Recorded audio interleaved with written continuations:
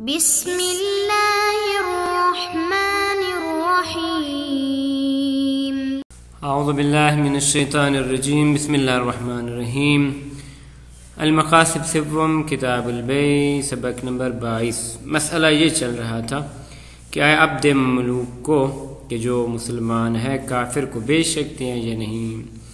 اسی طرح اس کے جو باقی منافع ہیں ملکیت کے علاوہ عاریہ کے طور پر دینا، اجارے کے طور پر دینا یا وقف کے طور پر دینا، بطور ودیعہ اور امانت دینا وغیرہ وغیرہ، یہ آپ اس کے غیر مسلمان خریدار کو دے سکتے ہیں، یعنی اس میں گفتگو تھی. تو آج کے اس درس میں ہم عبد مملوک کے جو بقیہ منافع ہیں آیا وہ کافر کو بیچ جا سکتے ہیں، یعنی اس کے بارے میں بتائیں گے، مصنف کا نظریہ بیان کریں گے. وہ باقی منافع ان کی تفصیل ترتیب کے ساتھ آئے گی، رہن دینا، عاریہ کے طور پہ دینا، امانت کے طور پر دینا، وقف کے طور پہ دینا، یہ تمام چیزیں اور جناب مصنف کا نظریہ پیش کریں گے. اس کے بعد آخری ہماری گفتگو یہ ہوگی کہ بالآخر کافر سے کیا مراد ہے.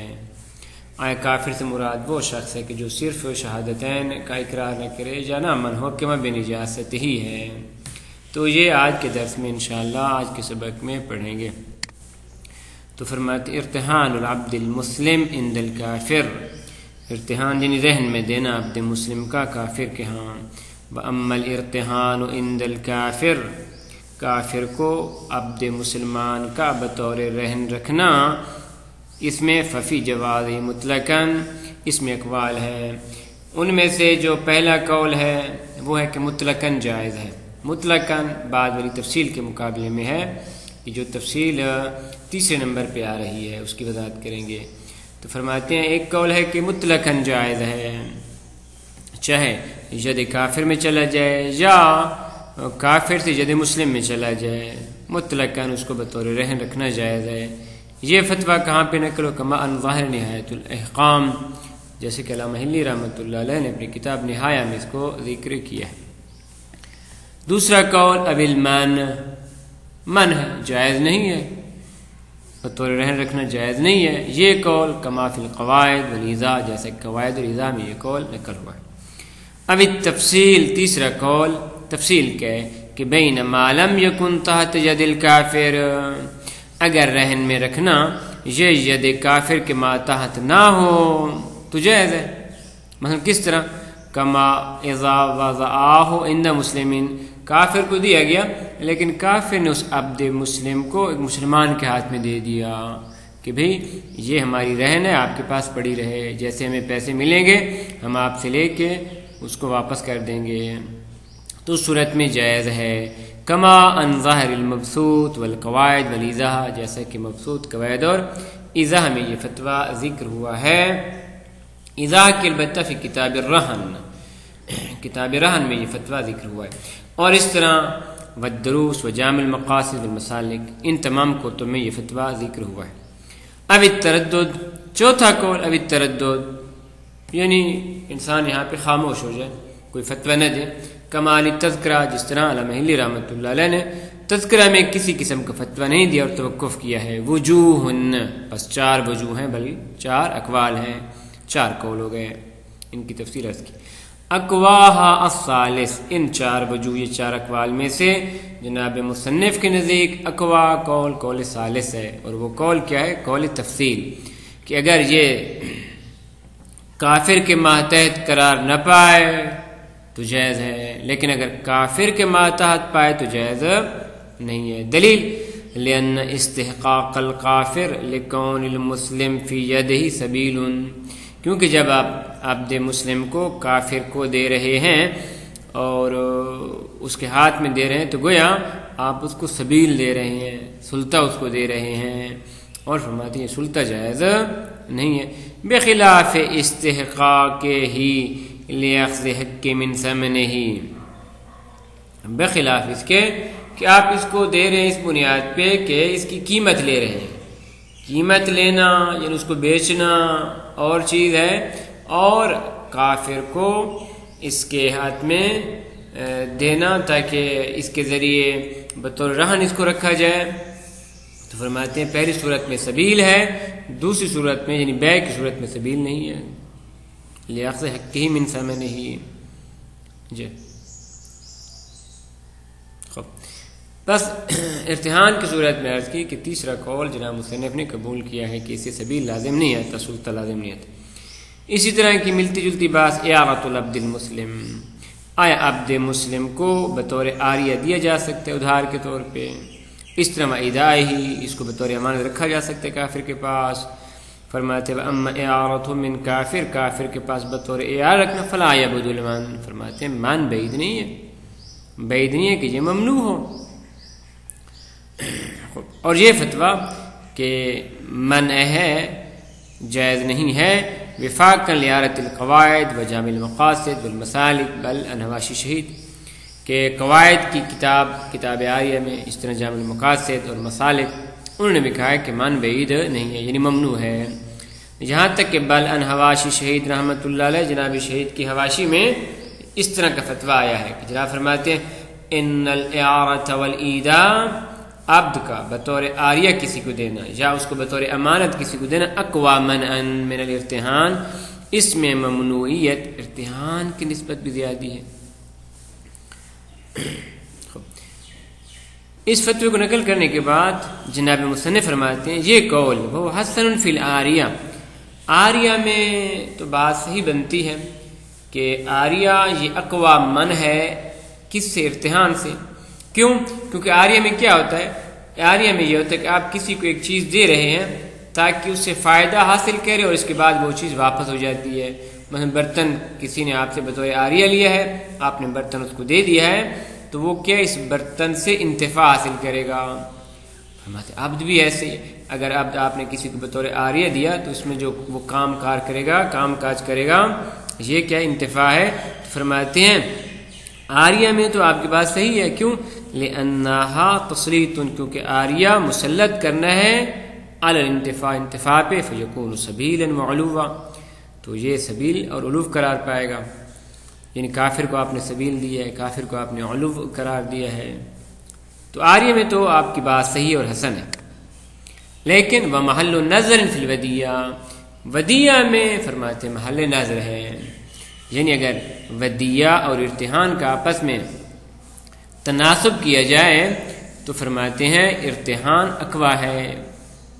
کیوں؟ کیونکہ ودیہ میں کیا ہوتا ہے؟ ودیہ میں آپ کو امانت میں کیا ہوتا ہے؟ آپ اپنی چیز کسی کے پاس بطور امانت رکھتے ہیں تو یہ امانت میں خود اس امانت پہ آپ کسی کو مسلط نہیں کر رہے بلکہ اس کی حفاظت پر کسی کو مسلط کر رہے ہیں۔ لأن التسلیط علی الحفظ وجعل النظر الیہ مشترک بین الرہن والودیہ، کسی کو مسلط کرنا حفاظت پہ اور اس کی نظر میں قرار دینا، اس میں چاہے رہن ہو یا ودیہ دونوں مشترک ہے۔ رہن میں بھی ایسا ہوتا ہے کہ رہن میں بالآخر جس کے پاس یہ چیز رہن رکھی جا رہی ہے وہ اس کے ہاتھ میں رہتی ہے اور اس کی ذمہ داری حفاظت میں رہتی ہے۔ ودیہ میں بھی ایسے ما زیادت فی الرہن، البتہ رہن میں ایک چیز کا اضافہ ہوتا ہے کہ التی کیلا من اجلہا بالمن، وہ زیادتی کی ہے کہ جس کی بنیاد پہ رہن میں کہا گیا ہے کہ جائز نہیں ہے، اور وہ کہ یہ تسلط علی من المالک عن التصرف فیہ الا باذنہ، کہ رہن میں یہ ہوتا ہے کہ رہن کا جو مالک ہے وہ بغیر مرتہن کی اجازت کو اس میں تصرف نہیں کر سکتا۔ اگر غلام کو بطور رہن کسی کے ہاں رکھا گیا ہے تو جس نے غلام کو رہن رکھا ہے وہ اس غلام میں کسی قسم کا تصرف نہیں کر سکتا جب تک اس شخص کی اجازت نہ لے، تو پس کیا یہ مسلط کرنا ہے۔ فَتَسَلُّطُهُ عَلَى إِلْزَامِ الْمَالِكِ بِبَيْعِهِ، اور اسی طرح رہن میں یہ ہوتا ہے کہ اگر وہ شخص پیسے واپس نہ کرے جس کی بنیاد پہ یہ چیز رہن رکھی گئی ہے یا وہ اب رہن رکھا گیا ہے تو اس میں یہ ہوتا ہے کہ آپ اس کو بیچ سکتے ہیں۔ تو گویا رہن ودیہ سے زیادہ ہے، لہذا اسی کی بنیاد پہ جیسا کہ بعد نے ذکر کیا ہے جائز نہیں ہے بطور رہن رکھنا۔ وقد صرح فی التذکرہ بالجواز فی کلیہما، جناب علامہ ہلی رحمۃ اللہ علیہ نے تذکرہ میں فرمایا کہ نہ جائز ہے، دونوں میں جائز ہے، یعنی رہن میں بھی جائز ہے، ودیہ میں بھی جائز ہے۔ اس کے بعد ایک اور مورد بھی ہے، اور وہ کیا ہے؟ وقف۔ آیا عبد کو بطور وقف کافر کے پاس رکھ سکتے ہیں؟ فرماتے ہیں مما ذکرنا، اور جو کچھ ہم نے ذکر کیا ہے اس سے یظہر جائز واضح ہو جاتا ہے عدم وصیت وقف الکافر عبدہ المسلم علی اہل ملتہ، کہ کافر اپنے مسلمان عبد کو باقی کفار کے پاس بطور واقف قرار نہیں دے سکتا۔ اس کے بعد اگلا جو مسئلہ ہے وہ یہ ہے کہ کافر سے کیا مراد ہے، کہ ہم نے کہا اس کا عبد مسلم کا کافر کو بیع کرنا یا عبد مسلم کا کہ باقی جو انتفاعات ہیں ان کا کافر کو دینا جائز نہیں، تو کافر سے کیا مراد ہے؟ ثم ان الظاہر من الکافر، کافر سے جو لفظ کافر سے جو ظاہر ہو رہا ہے، ظہور کس میں؟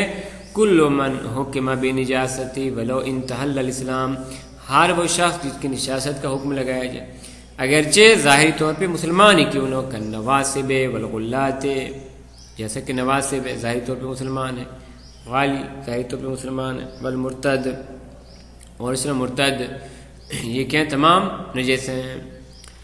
غایت الامر عدم وجود هذه الافراد فی زمان نزول آیا، اگر آپ یہ کہیں کہ بھئی لفظ کافر کا آپ یہ جو ظہور نکال رہے ہیں کہ کل من حکم بنجاسته ہی، تو اس وقت تو یہ افراد موجود نہ نواسب تھے، نہ غالی تھے، نہ مرتد تھے، تو وہاں پہ لفظ کافر سے مراد وہ شخص مانا جاتا تھا کہ جو توحید و رسالت کا اقرار نہ کرے۔ ولذا استدل الحنفیۃ علی ما حکی عنہم علی حصول البینونۃ بارتداد الزوج، اور اسی بنیاد پہ جیسا کہ حکایت کی گئی ہے فقہ حنفی میں کہ وہ کہتے ہیں کہ اگر زوج مرتد ہو جائے تو بینونت حاصل ہو جاتی ہے، بینونت حاصل ہو جاتی ہے کس کے درمیان؟ بیوی اور شوہر کے درمیان، اور یہ اس بنیاد پہ ہے کہ وہ اس کو کافر سمجھتے ہیں، کیونکہ مرتد نجس ہے تو پس کافر ہے۔ خوب، اس کے بعد اگلا سوال، وَحَالَ يَلْحَقُ بِذَلِكَ اطفال الکفار، آئے اس مسئلے میں کفار کے جو بچے ہیں وہ بھی شامل ہیں؟ فی اشکال، فرماتے اس میں اشکال ہے کیونکہ ابھی تک بالغ نہیں ہوئے، مشخص نہیں ہوا کہ آیا وہ حکم کفر میں ہے یا حکم کفر میں نہیں ہے، مگر باس تابعیت ہو۔ اسی طرح لفظ مسلم کہا گیا ہے کہ عبد مسلم کو کافر کے ہاں نہیں بیچا جا سکتا، فرماتے ہیں ام المسلم المخالف، یہاں پہ مخالف کو بھی لفظ مسلم شامل ہے، غیر امامیہ کو بھی شامل ہے، غیر شیعہ کو بھی شامل ہے، کیوں؟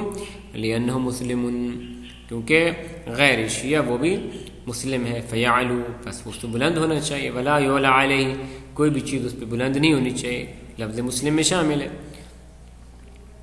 والمومن فی زمان نزول آیا نفی السبیل، اور جب یہ آیت شریفہ نازل ہو رہی تھی تو وہاں پہ لفظ مسلم مومن کو شامل تھا، یوم المسلم المخالف والمومن، لفظ مسلم دونوں کو شامل تھا، اصلا اس وقت اس قسم کی فرقہ بندی نہیں تھی۔ والمومن فی زمان نزول آیت نفی السبیل لم یرد الا المقر بشہادتین، اور مومن زمان نزول آیت نفی سبیل میں اس سے مراد وہ ارادہ نہیں کیا جاتا تھا الا المقر بشہادتین، مگر وہ شخص کے جو شہادتین کا اقرار کرے۔ اب یہ سوال کہ قرآن مجید نے اسلام اور ایمان کو علیحدہ علیحدہ ذکر کیا ہے، تو بس اس کا معنی تو یہ ہوا کہ مومن اور ہے اور مسلم اور ہے، فرماتے اس کا جواب وَالنَّفِيُّهُ عَنِ الْأَعْرَابِ، اور اسلام ایمان کا نفی کرنا اعراب سے، الذین قالوا آمنا، وہ اعراب کے جنہوں نے کہا تھا کہ ہم ایمان لے آئے ہیں، بقولہ تعالی، اللہ تعالیٰ کے اس قول کے ساتھ کہ ولما يدخل الایمان فی قلوبکم، کہ تم مسلمان تو ہو لیکن ایمان تمہارے دلوں میں داخل نہیں ہوا، سورہ نمبر کے حجرات کی آیت نمبر 13، فرماتے ہیں یہ ایمان کی نفی کرنا اعراب سے، یہ اس بنیاد پہ نہیں کہ وہاں پہ کچھ مومن تھے اور کچھ مسلمان، بلکہ انما کان لعدم اعتقادهم بما کروا، اس کی وجہ یہ تھی کہ یہ اپنے اعتقاد، ان کا جو اعتقاد تھا ان کے اقرار کے مطابق نہیں تھا، ان کے جو اعتقادات تھے ان کے اس زبان اقرار کے مطابق نہیں تھے۔ فالمراد بالاسلام ہونا، پس جہاں اسلام سے مراد کیا ہے؟ این یسلم نفسہ للہ ورسولہ فی الظاہر، کہ انہوں نے اپنے آپ کو اللہ اور اس کے رسول کے تابع بنایا تھا صرف ظاہر میں، للباطن، نہ کہ باطن میں، لذا یہ مراد نہیں ہے. بل قولہ تعالی ولما يدخل الایمان فی قلوبکم دل على ان ما جرى على السنتهم من الاقرار بالشہادتین کان ایمانا فی خارج القلب. بس آیت شریفہ یہ فرماتی ہے کہ یہ ایسے مومن ہیں کہ جو جن کا ایمان ابھی دل تک نہیں اترا. دلہ یہ قول دلالت کرتا ہے کہ جو ان کی زبانوں پہ جاری ہو رہا ہے وہ کیا جاری ہو رہا ہے؟ من بیانی ہے اقرار بالشہادتین، اقرار بالشہادتین جو ان کی زبانوں پہ جاری ہو رہا ہے. کان ایمانا فی خارج القلب، ایسا ایمان ہے کہ جو بھی دل میں داخل نہیں ہوا. والحاصل ان الاسلام والایمان فی زمان آیا کان بمعنی واحد. اسلام اور ایمان زمان آیت نزول ولن یجعل اللہ للکافرین علی المؤمنین سبیلا بمعنی واحد، ایک ہی معنی میں تھا. اما ما دل علی کفر المخالف بواسطۃ انکار الولایہ، اور یہ جو بعض روایات ہیں کہ جہاں پہ وہ مخالف کی جو ولایت کا انکار کرتا ہے اس کو کفر کہا گیا ہے، کافر کہا گیا ہے. فهو لا يقاوم بظاہرہ، فرماتے ہیں یہ اس کے ظاہری اعتقاد کے ساتھ مقاومت نہیں کر سکتا. کیوں؟ لما دل علی جریان جمیع احکام الاسلام علیہ، کیونکہ وہ روایات کافی ساری روایات ہیں کہ جن میں احکام اسلام، تمام احکام اسلام ایسے افراد پہ جاری ہوتی ہیں جو ولایت کے منکر ہیں. مثلا من التناکح، ان کے ساتھ تناکح جائز ہے، رشتہ دینا، رشتہ لینا. توارث بھی جائز ہے، ان کو ارث لینا، ان سے ارث لینا. وحقن الدماء، ان کے دماء اور خون بہانا حرام ہے. وعصمت الاموال، ان کے اموال کی حفاظت کرنا. وان الاسلام ما علیہ جمہور الناس، اور وہ روایات کے جس میں بیان کیا گیا کہ اسلام تو وہ ہے کہ جس پہ جمہور الناس ہو. تو خلاصہ اس قسم کی جتنی بھی روایات شریفہ ہیں وہ اس بات پہ دلالت کر رہی ہیں کہ اسلام اور ایمان ایک چیز ہے. ہاں فرق یہ ہے کہ جو اقرار بالشہادتین ان کی زبان پہ یہ ابھی تک ان کے دل میں داخل نہیں ہوا. وصلی اللہ علی محمد و اہل بیتہ الطیبین الطاہرین.